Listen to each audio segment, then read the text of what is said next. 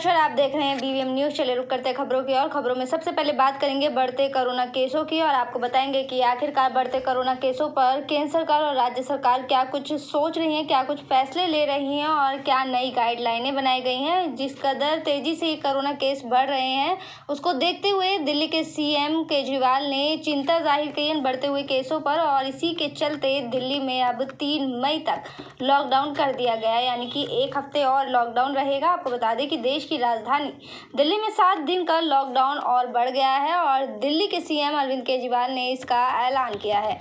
उन्होंने कहा कि दिल्ली में कोरोना का कहर लगातार जारी है और दिल्ली में लॉकडाउन को अगले सोमवार की सुबह 5 बजे के लिए बढ़ाया जा रहा है। दिल्ली के सीएम अरविंद केजरीवाल ने कहा कि लॉकडाउन के दौरान हमने देखा कि पॉजिटिव रेट लगभग 3637% तक पहुंच गया है और हमने दिल्ली में इतनी संक्रमण दर आज तक नहीं देखी है।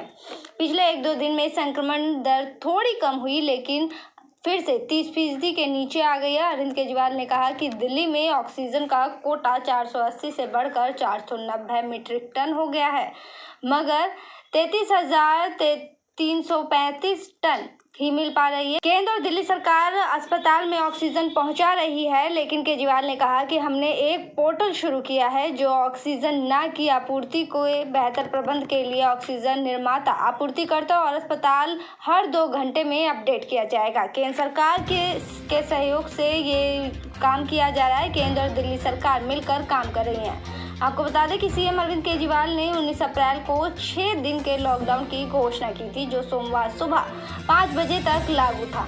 संक्रमण की दर को तोड़ने और स्वास्थ्य ढांचे को मजबूत करने के लिए ये लॉकडाउन लागू किया गया था। आपको बता दें कि राजधानी में कोरोना संक्रमण दर की संख्या काफी तेजी से बढ़ रही है। 5 दिनों में ही 1 लाख से ज्यादा मामले सामने आ चुके हैं। ऑक्सीजन की किल्लत भी लगातार बनी हुई है। इससे दिल्ली में कोरोना के कुल संक्रमितों की संख्या 10 लाख के आंकड़े को पार कर चुकी है। हो गया था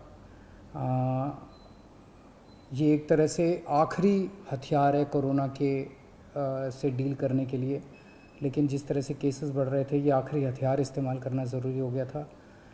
लेकिन अभी भी कोरोना का कहर जारी है और कोरोना कम नहीं हो रहा। तो इसीलिए उसके मद्देनज़र कई लोगों के भी, जनता के बीच में भी जब हम लोगों ने बात करने की कोशिश की, सबका मत यही है कि लॉकडाउन को भी और बढ़ाना चाहिए। तो लॉकडाउन को दिल्ली के अंदर 1 हफ्ते के लिए और बढ़ाया जा रहा है, अगले सोमवार को सुबह 5 बजे तक के लिए। इस दौरान हमने देखा लॉकडाउन के दौरान की संक्रमण दर, पॉजिटिविटी रेट जिसको कहते हैं, ये लगभग 36-37% तक पहुंच गई। आज तक इतनी संक्रमण दर हमने दिल्ली में तो नहीं देखी, बाकी दुनिया भर में हो सकता हुई हो कहीं पे, लेकिन 36-37% तक संक्रमण दर पहुंच गई। पिछले 1-2 दिन से थोड़ी सी कम हुई है। मुख्तार अंसारी कोरोना संक्रमित हो गए हैं। स्वास्थ्य विभाग की टीम ने जेल जाकर सैंपल लिया है और रविवार को आई रिपोर्ट में 291 लोग संक्रमित मिले हैं। इनमें से मुख्तार अंसारी सहित जेल के कई बंदी पॉजिटिव पाए गए हैं। फिलहाल मुख्तार अंसारी की हालत स्थिर है। बांदा में कुल संक्रमितों की संख्या 6,760 पहुंच चुकी है और सक्रिय संक्रमितों की संख्या 1538 है। जिले में अब तक कुल 76 मौतें हो चुकी हैं। कहर का सिलसिला लगातार जारी है और कोरोना अपना भयावह रूप दिखा रहा है। कोरोना के मद्देनजर लोग जागरूकता अभियान चला रहे हैं। कुछ ऐसा ही एक जागरूकता अभियान चरखी दादरी में भी चलाया गया है, जहां डोर टू डोर जाकर दुकानों को सैनिटाइज किया जा रहा है। चरखी दादरी में कोरोना संक्रमण के बढ़ते प्रभाव से उत्पन्न विकट परिस्थितियों के मद्देनजर हरियाणा व्यापार मंडल द्वारा व्यापारियों व आमजन को जागरूक करने के लिए जागरूकता अभियान प्रारंभ किया गया है। जिला अध्यक्ष बलराम गुप्ता ने बताया कि अंबेडकर चौक पर चरखी दादरी से अभियान शुरू करते हुए दुकानों पर डोर टू डोर जाकर दुकानों को सैनिटाइज करने, कोविड से बचने के नियम पालन करने के लिए जागरूकता अभियान शुरू किया गया है। इस दौरान उन्होंने सैनिटाइजर छिड़काव करने, हाथ साफ करने के लिए सैनिटाइजर बोतल, मास्क दिखाकर इसे तैयार करने का सिस्टम भी समझाया।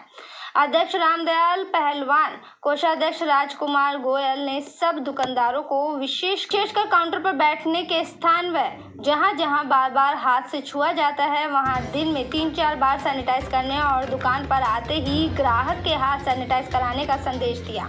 इसके साथ साथ फेस मास्क लगाने व दुकान में भीड़ इकट्ठी न होने देने और सोशल डिस्टेंसिंग बनाए रखने के लिए प्रेरित भी किया।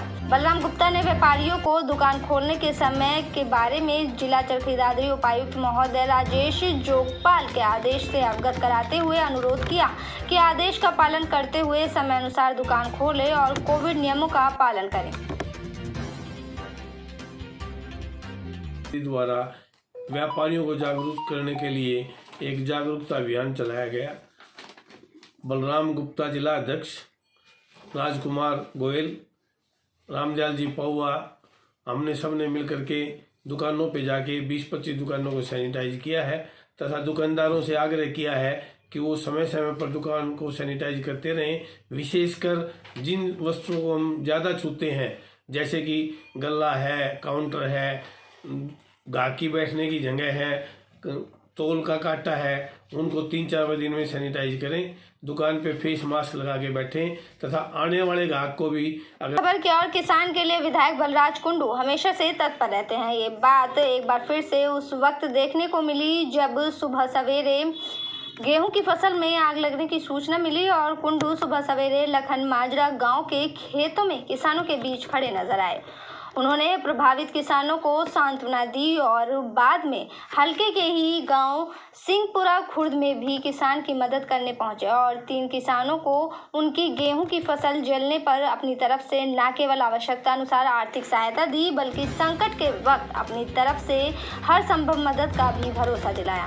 इससे पूर्व गांव लखन माजरा में गेहूं की करीब 8 एकड़ फसल जलने की सूचना मिलते ही विधायक बलराज कुंडू सुबह सवेरे सीधे खेतों में पहुंचे। प्रभावित किसानों से मिलकर उनका ढांढस बंधाया। उन्होंने कहा कि किसान फसल को अपने बच्चों की तरह पालता पोसता है और उसे बड़ा करता है।